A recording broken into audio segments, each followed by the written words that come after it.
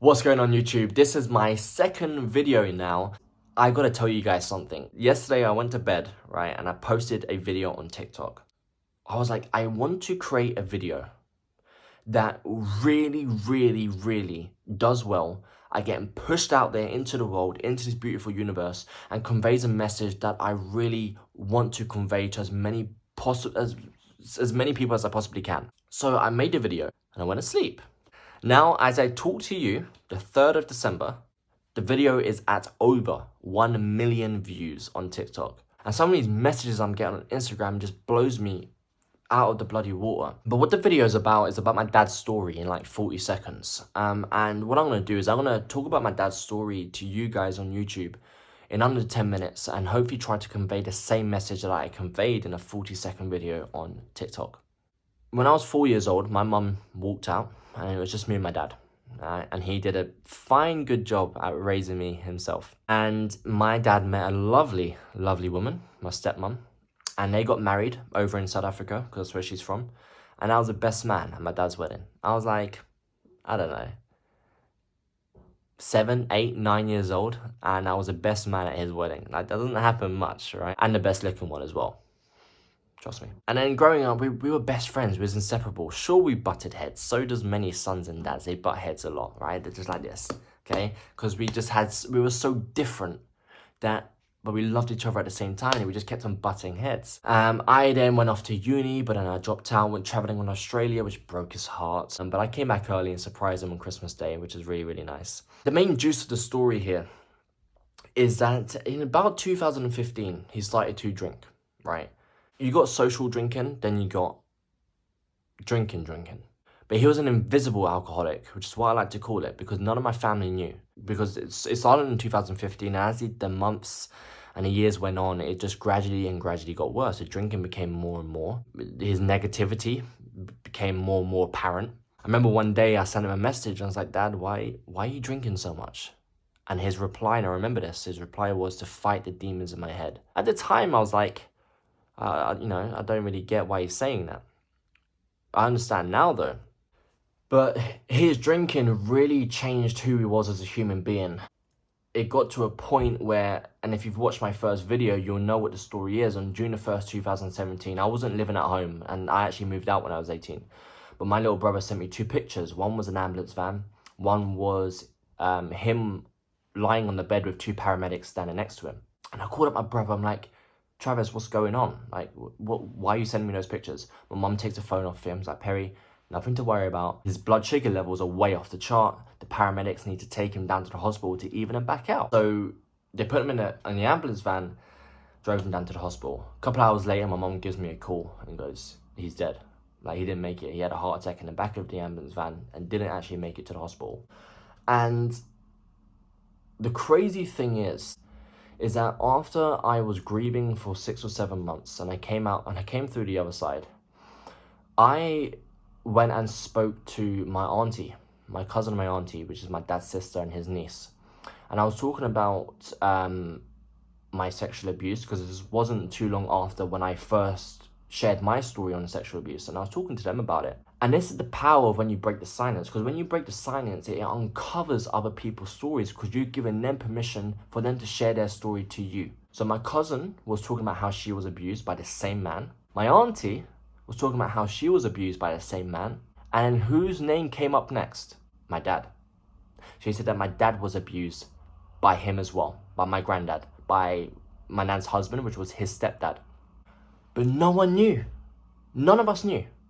Except for them, which obviously they decided to keep it silent whilst he was alive, because obviously he didn't want anybody to know about it. And then it all clicked, right? He was abused when he was younger by him, and he kept it silent for his entire life. And here's the thing, when you keep silent, coping mechanisms arise. And those coping mechanisms lead to addictions, and those addictions come in the light of alcohol, comes in the light of drugs, comes in the light of gambling, okay? Can also come in the light of inflicting that onto other people. And my dad's form was alcohol. And that is what makes this video so powerful, is because there are so many people all around the world who have been abused, and they are living their entire life silent. And they are an alcoholic because they don't know how to deal with what they went through. They don't know how to speak to their loved ones. Their ego is so high that it's drowning them that they'd rather wear the multitude of masks that they've built their entire life than rip those masks off and just share the truth. Be authentic, be vulnerable. I only ever saw my dad cry once when I was younger. And I saw the start of it, and he had to go into the bathroom to hide it. And that was actually the year his mum died. It was Christmas Day, first year that his mum died. He couldn't even cry in front of his family because he didn't want to show that side of himself. And it really made me see the multitude of people out there who are on the same path as him. It's actually why, because I'm in the fitness industry, it's actually why back in the day, I don't have the company anymore, but I created a Fit Parent movement, and that also helped parents not go down the same road that my dad went down. Because as long as I'm still breathing on this earth, I will do everything in my power to help somebody like my dad, like maybe you watching this, but I can also guarantee if it's not you watching this, it's somebody that you know. I've had messages on Instagram saying how they're going to reach out to their dad who's an alcoholic and try to speak to them before it's too late. How they're going to talk to their uncle or to their sister or to their brother or to their mum and help them break their silence because they don't want them to go down the same road that my dad went down. I could have easily let this pummel me down.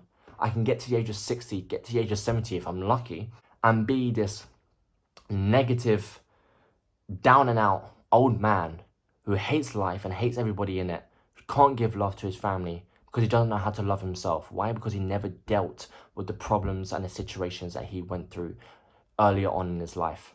And that was a message that I conveyed with this TikTok video, and I hope that is a message that I'm conveying in this video right now. And it was really tough to do that video.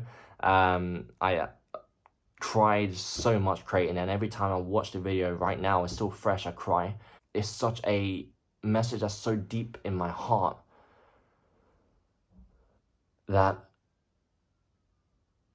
I just don't want anybody else to stay silent and then leave behind a family because they couldn't find the courage to open up, be vulnerable, be authentic, and be the hero of their story.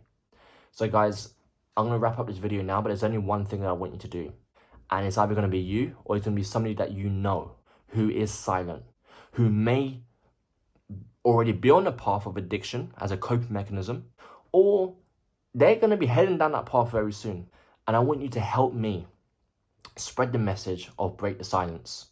Whether that is simply sending out a message to a loved one, making them know that you care about them, making them know that you love them, giving them time.